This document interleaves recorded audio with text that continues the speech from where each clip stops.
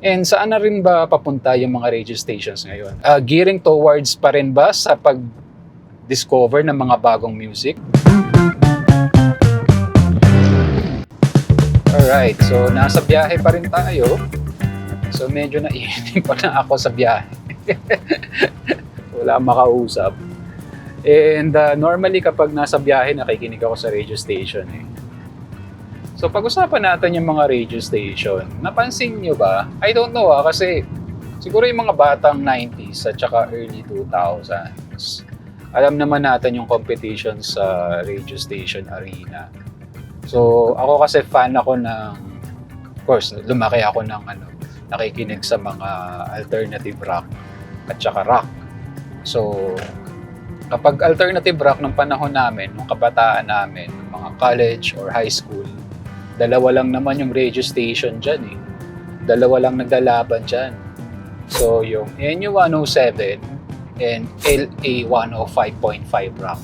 So yun yung mga nasa kalakasan talaga ng kasikatan ng alternative Pinoy rock at saka rock noon. So ang paborito ko nun sa NU 107 is yung intro. Yan, sila Francis Bru. And tsaka na pumasok, tsaka ako na nakilala si Zach. So yun yung mga OG kasi ng mga OG ng mga vlogger noon. Hindi pa sikat ang YouTube noon. Pero nag-vlog na yan sila Zach. So yun, anyway, balik sa mga radio station. So ang paborito ko is NU 107. Well, because of the intro. So nandun yung mga hindi pa kilalang banda. Kung gusto nyong marinig or mapunta sa magkaroon kayo ng airtime, submit nyo siya kay Francis Bru. And kung papalarin kayo, isasama niya sa show niya. During weekend lang yata yung schedule niya nun. Yun. Tapos kung buenasin ka pa rin, interviewin ka niya. Yan.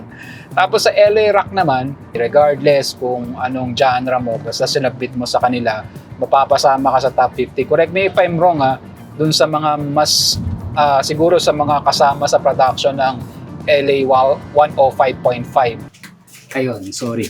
Correct ko lang. Hindi pala siya LA 105.5. LA Rock 105.9. Yun yung tama. At ito yung logo niya. Kung isa-search nyo sa internet. Na ngayon, currently, siya yung 105.92 FM. Ay, those were the days. Correct ko lang. Back to the video. So, yun yung natatandaan ko.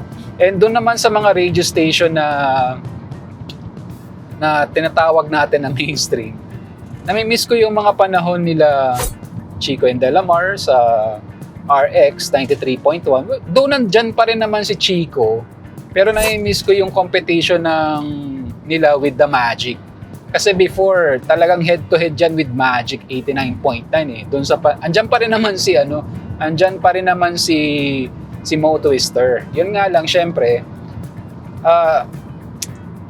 I don't know, iba pa rin talaga yung merong competition amongst this radio station. Ngayon kasi kapag nag-tune in ako sa mga radio station, hindi ko na maintindihan yung mga hindi ko alam kung ako lang yun Hindi ko na maintindihan yung mga artist or hindi ko na ma-recognize kung ano ba yung genre nila.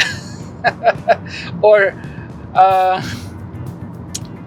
siguro it's more of the talk show na ngayon, hindi na more of the music pagdating sa FM station. I don't know, kapag nag-tune in ako sa 99.5 RT, hindi na siya pure music, iba na siguro yung management. Nag-tune in ako sa, hindi talaga ako fan ng Love Radio tsaka ng Yes FM. I'm sorry for that.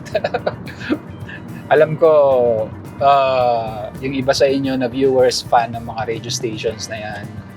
So andyan pa rin naman sila. Pero nami-miss ko yung days na yung radio station is nagpapatugtog based sa votes ng mga listeners. Meron silang countdown every weekend, meron silang countdown every weekday, and meron ding mga talk show, regular or daily talk show na sila Example, sila Suzy, sila DJ Suzy. RIP kay CJ the DJ. So, correct me if I'm wrong kung tama yung pangalan niya. And also, recently lang, Boys Night Out, BNO. OG sa mga night talk show sa radio stations. So, marami ng beses na nasave ako ng BNO sa traffic. Nung umalis na nga lang si Sam YG noon, nalungkot na ako eh. And alam naman natin, wala tayong ibang way kundi mag-improve or mag-ride sa trend. Or lahat naman ng bagay merong development dapat eh. I'm not judging, I don't have enough facts kung bakit nawala yung Boys Night Out. Siguro may mga interviews pa dyan sa mga DJs, sila Slick Rick, DJ Tony, and also si Gino and si Suzy, DJ Suzy, si Tin. Mas reliable yung mga interviews nila, pero nakaka-nostalgia lang yung mga radio stations before na kapag nag-tune in ka sa mga radio stations, alam mo yung makukuha mong music. So alam mo yung genre na maririnig mo from these radio stations. Pero ngayon, I don't know, baka ako lang hindi ko na alam kung mag-i-exist pa ba sila in the next 5 years and the next 10 years. Well, because of the platform na kumakalat ngayon pwede ka na mag-podcast ng sarili mo, pwede ka na mag-publish sa Spotify. Ang dami na nga rin podcast ngayon, hindi ko na rin alam, nakikinig na lang ako sa mga kilala ko. Well, of course, sa mga podcast naman, alam mo naman kung sino yung mga reliable dyan. Sa international, si Joe Rogan pa rin. And sa local, wala ako masyadong pinapakinggan sa local podcast, pero mas natutuwa ako sa mga podcast nila Cool Pals, of course, yan. Mas gusto natin yung comedy. And sana may mga lumabas lang ng mga independent podcast na may kinalaman sa tech. Siguro yung mga setup nila MKBHD, nila Marquez. Sana may mga ganung podcast na sobrang lalim ng usapan about technology. Not just yung current but also yung future technology na darating. Yun yung nami-miss ko. Wala pa akong napapakinggan na ganun kalalim na podcast compared dito sa mga podcast na yun. So lahat ng mga podcast na binanggit ko, lalagay ko yung kanilang link sa description below. I-visit nyo na lang para at least kayo rin ma-judge nyo yung quality ng podcast, especially yung mga international na sinabi ko kanina. So yun lang, nakakamiss lang, hindi ito rant. Pwede nyo ring i-treat as rant, pero nakakamiss lang yung mga radio stations way back na kapag nag-tune in ka sa kanila, alam mo na kagad yung expectation mo na music na makukuha mo from these radio stations. And saan na rin ba papunta yung mga radio stations ngayon? Gearing towards pa rin ba sa pag-discover ng mga bagong music, sa pag-promote ng mga bagong music, or nag-i-exist na lang talaga sila for the sake of revenue or for the sake of promotions? I don't know. Hindi ko rin alam. So kaya tulungan nyo rin ako kung nasa na nga ba papunta yung ating mga radio stations, and meron pa rin ba talagang audience? May nakikinig pa rin ba? And it's worth keeping ba yung mga radio stations? Or ang direction na lang din in the next coming years is magkaroon ng online presence? I don't know. Well, sana nandyan pa rin kasi nakakatulong pa rin naman talaga especially yung mga walang access sa internet or limited access sa internet ngayon.